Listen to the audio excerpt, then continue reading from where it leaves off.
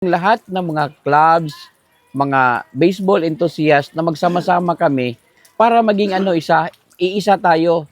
Para yung laro natin, yung hilig natin, hindi natin kailangan natin na magkakalaban-kalaban tayo. Yung sa atin lang dito, yung friendship and camaraderie. Sa lahat ng mga players, hindi to para sa atin, para to sa mga bata. Maraming salamat pala kay Coach Kyle sa kanyang programa na kung wala siya, hindi rin kami makikita dito sa Mindanao. I'm Mr. Freddy Raipon. My name is Andy Aguinaldo. I am Kent Orlan El Claro. Hello, magandang buhay. I am Coach Patrick from Artadi Magsaysay sa Miss Oriental. And with me, I am Coach Edilyn from Carmen Agusan del Norte. Their improvement is somewhat unbelievable because comparison to last year is probably night and day comparison. Dati din akong player, way back 1992. Kaya ngayon, kami yung Matatag Baseball Softball Club. Na-organize siya since 2016 dahil nung una kasi ranasan ko rin sa mga bata na kulang sa mga gamit. Ko yung NCR na yung mga glove nila ang gaganda. Yung sa amin, yung bola namin naka-tape lang. we're very happy na apil mi ani nga camp kay I really believe na this camp will help our team or my players to improve and enhance their skills in terms of baseball, and we're looking forward for more kay para at least expose pa ang mga bata sa mga dula. So that's it. I'm very happy and I'm very privileged na apil mi diri kauban ang akong team. They're still having their drills with Coach Kyle. So Gaya ng sabi ko sa inyo, kunti na lang, kunti. Mapapansin na tayo doon sa lugar natin. Bunal mga tsoy. Time comes, so nag-aral ako na mabuti. Nagtatag ng isang club dito sa Butuan City at saka mga karating na lugar. I'm so happy na makikita ko yung mga bata ngayon na naglalaro. Mabubuhay pa rin yung natin dahil nagsusuporta yung mga ibang mga clubs. Gusto rin nila kahit nga sariling pera. O wala, hindi nila na. Ako kung negosyo lang yung iniintindi ko, hindi ko na to kasi wala tong profit eh. Palabas lahat. Pero dahil lang sa love natin yung game, love natin yung laro, at saka para din sa mga bata dahil nakikita natin dun sa iba, yung mga bata kasi ngayon, time ngayon, saan natin sila makikita? Kasi hindi nila nasuportahan kasi malaki yung gastos. Maraming papakainin. Ako, nagpapasalamat ako dun sa mga teachers, mga coach, na kahit sariling bulsa, na nila. Minsan, inaaway pa kami ng mga asawa namin kasi yun kasi dahil sa namin sa laro, gusto namin. Ito yung bisyo namin. Sariling pera, minsan naiiwanan mo yung pamilya mo. Lalo na pag doon sa mga coach, pag naglalaro. Salamat din sa kanila na sila andito pa rin kahit saang lugar, kahit iba't iba, tag 3 hours galing dito, pumupunta dahil lang sa love ng game. So my message to the kids, baseball is a tool. Baseball will help you in becoming a professional one day. If you play hard, train hard, study hard, pray hard, one day you'll become a scholar. Doon sa mga batang maglalaro, gusto ko, patuloy lang kayo, patuloy lang tayo doon dahil kayo ang susunod. Kaya nga, tinatawag silang grassroots dahil sila yung susunod. Kami, wala na kami. Ilang years na lang kami dito sa mundong ito. Lilipas na din kami. At least, may naiiwan kaming mga legacy para sa mga bata. Dahil ipagpatuloy niyo lang yung natin, yung nasimulan, kayo yung susunod. Kung yung medyo kulang na kaya nilang ibigay, binibigay nila. Kaya nagpursige lang din ako na para tulungan din sila kasi naawa din ako sa kanila. I was a baseball player when I was in elementary and high school, but I wasn't good enough, so I didn't move up to college or anything like that. Right now, baseball in Mindanao is growing. We also have our kids involved in community engagement, not just baseball. Part of our community engagement with our kids is tree planting, for instance. We have our kids involved in food giving. These kids are our future leaders. One of the biggest challenges sa amin yung gamit talaga. So right now, yung mga gamit namin, tinatahi lang talaga namin ng mga shoelace. And then, also yung uniform. And then, during training, yung pagkain ng mga bata. Sana po ay patuloy nilang suportaran ang kanilang mga anak, mga estudyante, para sa pag-abot ng kanilang pangarap, lalong-lalo na dito po sa baseball. Unang-una sa lahat, yung mga parents namin, sana walang sawa rin kayong sumuporta sa baseball na laro. Init at ulan ang kanilang sinasakripisyo para lang makapaglaro. I hope na in the near future, in the future na maging successful sila at maging instrumento lang kami as coach. Sa experience ko sa pagko-coach sa Butuan City, sa mga bata, kasi yung mga gamit, medyo wala po talaga pahirapan. Yung ginagamit po namin sa mga bata, sa mga ukay-ukay lang po. Kung merong makita, bibilhin. Kung wala, wala rin po.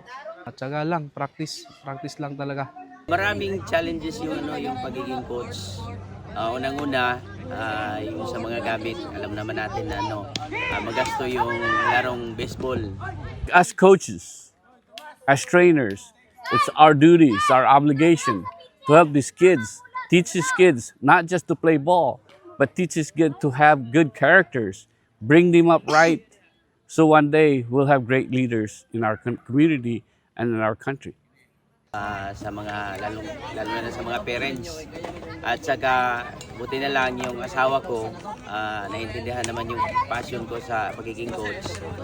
Sumusuporta naman sa mga gamit, binibilhan ako ng bat, bola, ganyan, kung anong kailangan ko, basta may pera lang, bibili si Mrs. ng gamit.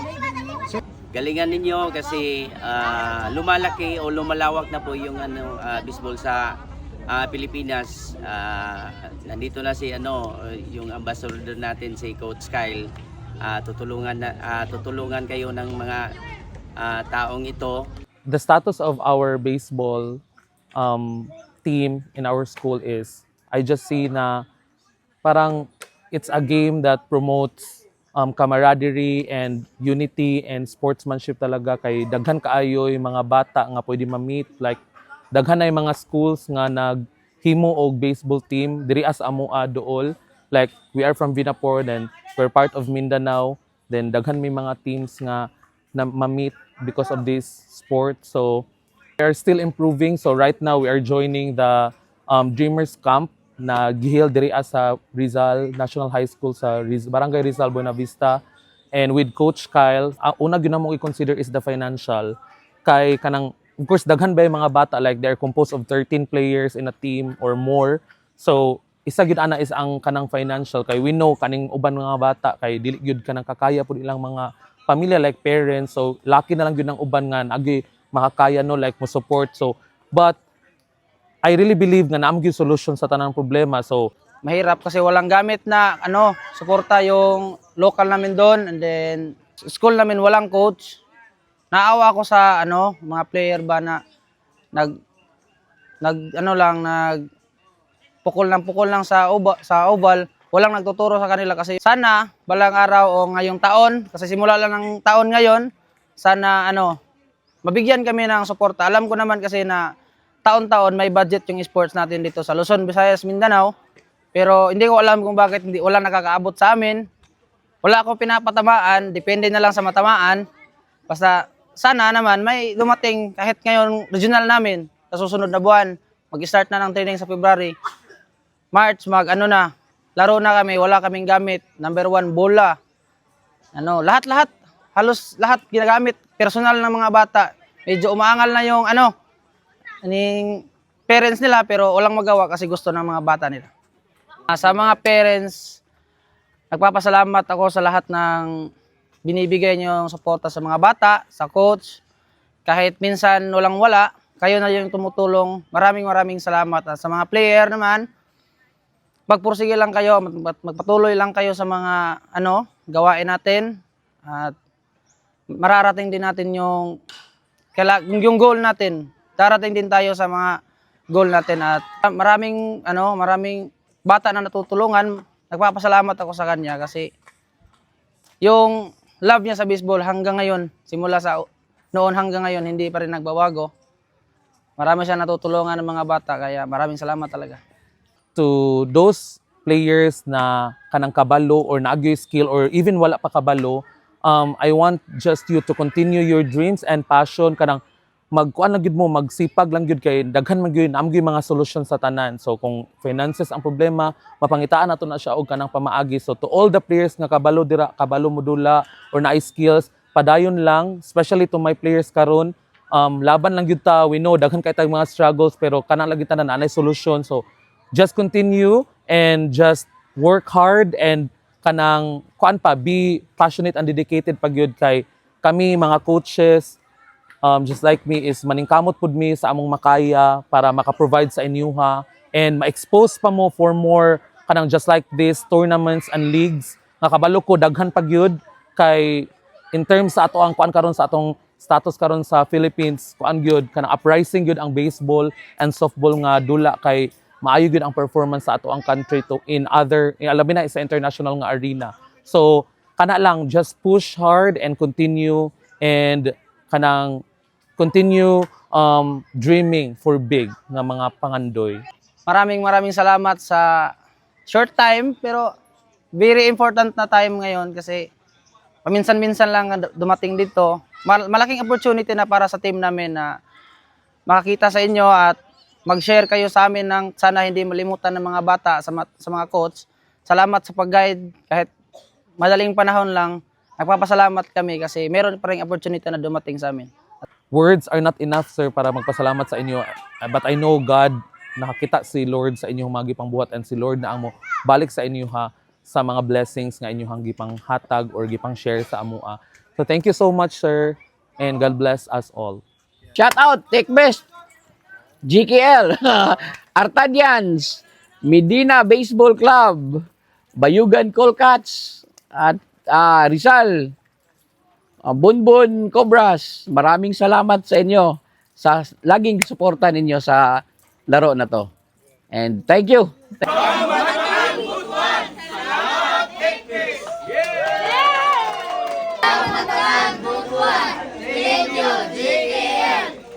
From Matatag, Butuan City, Agusan del Norte.